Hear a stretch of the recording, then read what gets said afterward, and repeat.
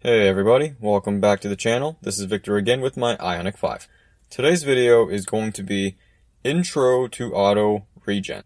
I had originally planned to do one in-depth video, but then it ballooned into two and now possibly even three separate videos because there's just so much to cover. So I'll start it off by trying to confuse you a little bit by throwing a few different lists at you. Like this one, which shows the manual regen levels and the auto regen levels. And then there's this one which shows you what I believe those auto levels represent. And then there's this one which shows you how changing the settings changes what your auto regen base level can be. Confused? Don't worry, because by the end of this full auto regen series, you should know what it all means. But let's start with just accessing regen levels. The manual regen levels are accessed by just quickly pulling in on the left or right paddles, and you'll see that level number and the gauge change accordingly. Auto regen levels are accessed by holding in the right paddle to get into auto regen. You can access auto regen from any manual regen level, including iPedal. You just pull in the right paddle, hold it for about 1 to 2 seconds, and you'll see the word auto pop up. Now you are in auto regen. And now that you are in auto regen, you can still change the actual regen level within auto regen. Just like in manual regen mode, you pull in on the left or right paddles to toggle up or down through the levels. But when I'm in auto regen and I toggle the levels, only the gauge will change. You'll notice that the auto word remains in place above the gauge. Now let's say you're done with auto regen and you want to get out of it and back into manual regen levels. Then just hold the right paddle until you see a level number reappear and that auto word disappear. And this is where things get a bit more interesting. If you're like me, you like to coast in level 0 when you don't need any regen, like on the highway or just an open stretch of road.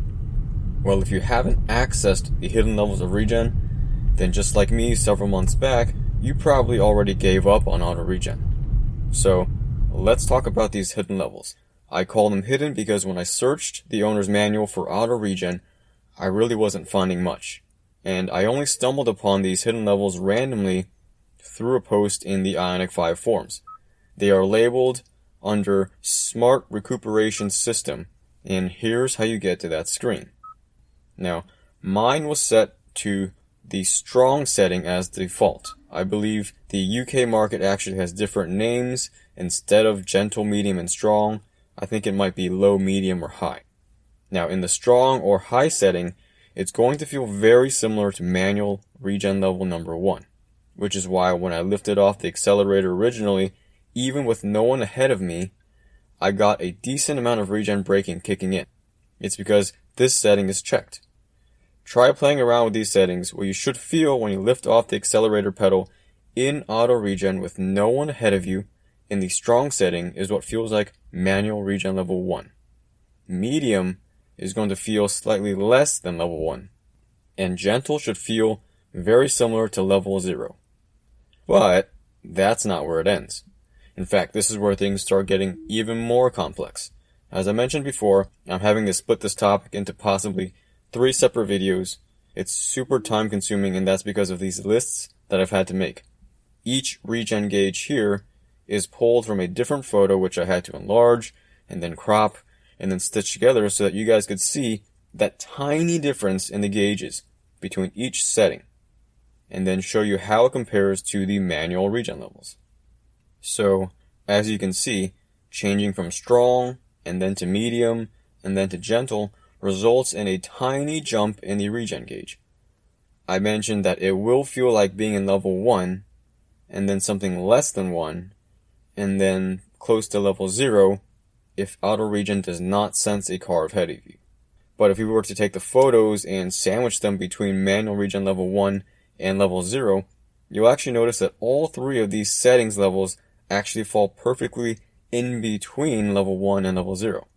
So really what we have in my estimation is level 0.25, level 0.5, and level 0.75. Now there's nothing in the owner's manual that actually talks about this, so I don't have a choice. I have to come up with my own numbers.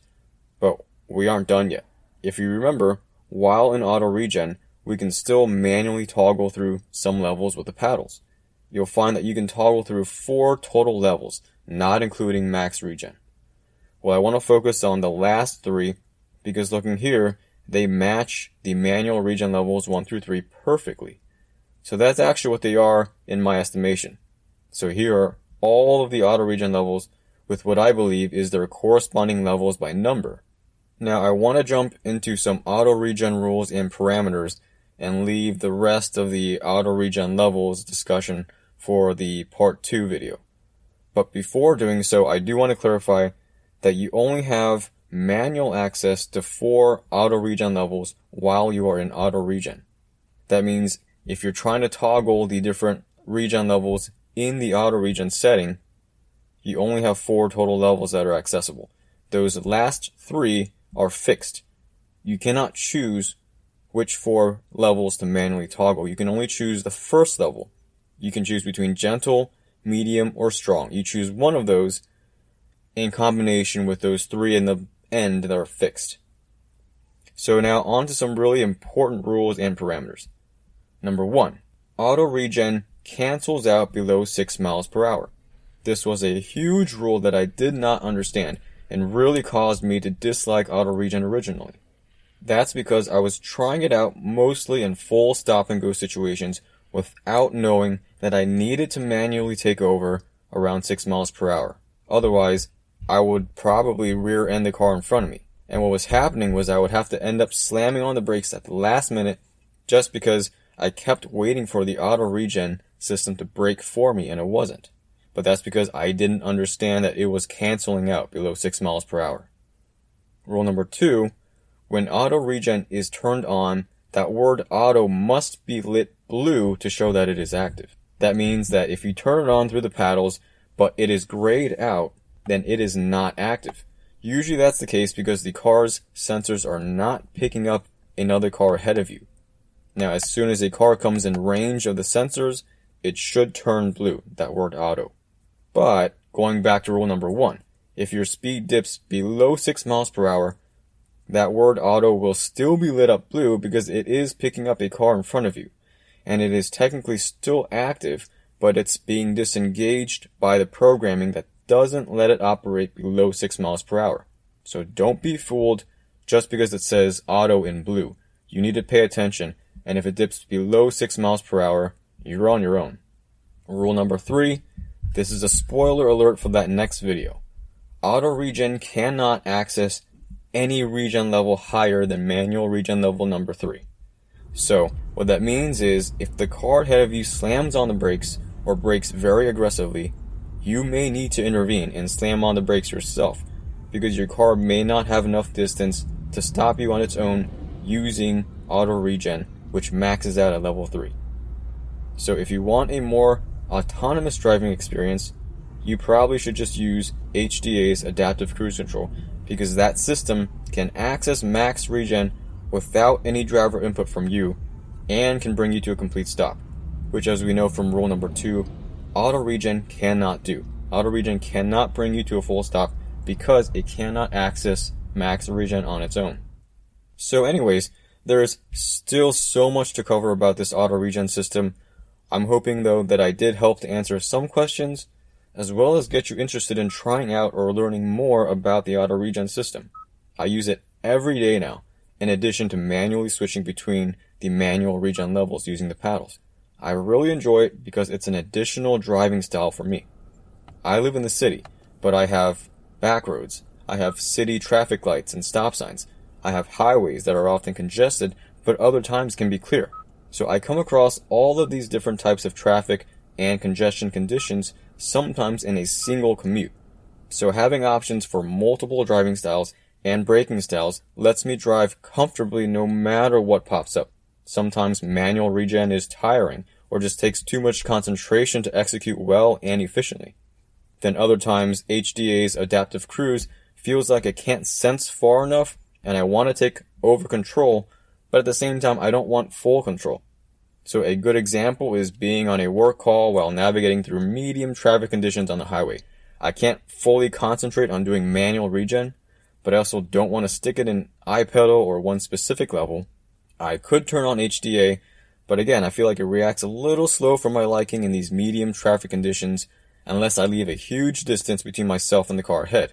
But then when I do that, I start having people cutting in aggressively, and then HDA will occasionally have to slam on the brakes because the sensors aren't picking up these cars cutting in as quickly as I can see them. So that's where auto regen fills that void. I can just lift off the accelerator and it will automatically invoke regen braking, but the car will then also automatically change the regen level based on the car ahead. So it's essentially one pedal driving, but I'm not stuck in any regen level. It's still hard to explain, but I'll end with this. I love using it in medium traffic conditions on the highway. If it's in low traffic conditions, I'll just use HDA's adaptive cruise. So, plenty more to discuss with auto regen, and I'll be back with part 2, and if I have to, even a part 3. But in the meantime, feel free to reach out if you have any questions. Thanks for watching. See you guys in the next one.